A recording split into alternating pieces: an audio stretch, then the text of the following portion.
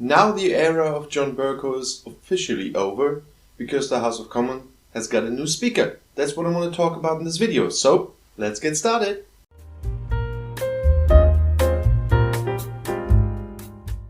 Hi, I'm Mark. Welcome to my channel and welcome to a new Brexit video. Yes, I call it the Brexit video because this still might have impact on Brexit depending on the outcome of the elections.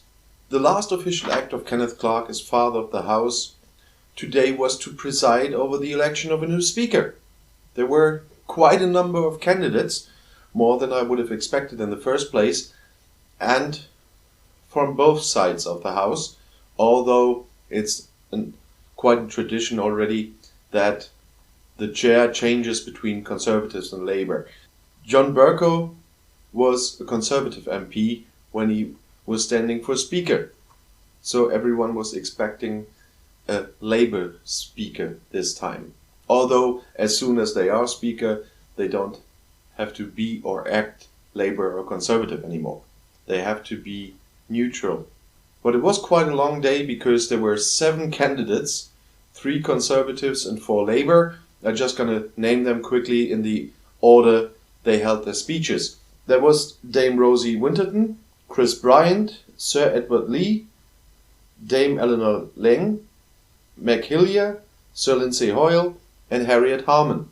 And with 7 candidates you can imagine how long the day was. They only had 5 minutes for their speeches. That was okay, but of course we had an adequate number of ballots then until we came to the final battle between Chris Bryant and Sir Lindsay Hoyle. And I personally must say I didn't expect Chris Bryant to be in the finals. I thought, because of what I've seen over the years in Parliament with the 2 as deputy speakers, I thought Dame Eleanor Laing and Sir Lindsay Hoyle would be in the finals, but it was Chris Bryant and Sir Lindsay Hoyle. In the end, in the last ballot, with 213 votes for Chris Bryant and 325 votes for Sir Lindsay Hoyle became new Speaker of the House.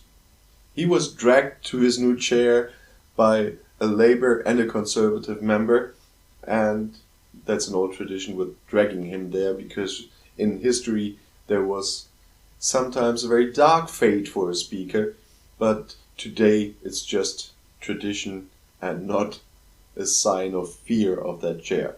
Although I'm quite sure that Sir Lindsay Hoyle, especially from his experience as Deputy Speaker, has respect for that chair. Every party leader congratulated him. It was a very nice speech of Boris Johnson, I must say. And of course everyone was talking about the future as well. And Sir Lindsay Hoyle is taking the chair in a very challenging time because Brexit is not over. So the chair will be still very important in the time to come. Definitely if the election would end up with a hung parliament again. And depending on how the election will end, that will show the importance of that seat. But tradition was kept with Sir Lindsay Hoyle now after a Conservative speaker. Now there is a Labour speaker. Everybody is expecting transparency from him. Everybody's expecting a certain way of conducting his job, but many have seen him act as deputy speaker, so there won't be too many surprises, at least not in the close future. There's one important point I don't want to miss out, is that by tradition the other parties usually don't stand against the speaker in its constituency at elections. So in this election Sir Lindsay Hoyle should be the most probable winner in his constituency. The last time against John Bercow, the Brexit party stood, so we can expect this probably as well this time, but last time against Bercow it was Nigel Farage and a dolphin, if I get it right, or if I remember right. There was a guy in a dolphin costume every time he was appearing, and so Bercow won, and I think that neither the Lib Dems or the Conservatives or whoever will stand against Sir Lindsay Hoyle in his constituency, and so we'll see him again as Speaker after the election. That was the information I want to get to you this time. If you haven't seen my important news video, by the way, you might have still realized by now that I'm only uploading English videos on this channel and have a separate channel for my German videos now. So every new video you can see here will be in the English language. I thank you for watching. If you haven't done so yet, please don't forget to subscribe to my channel.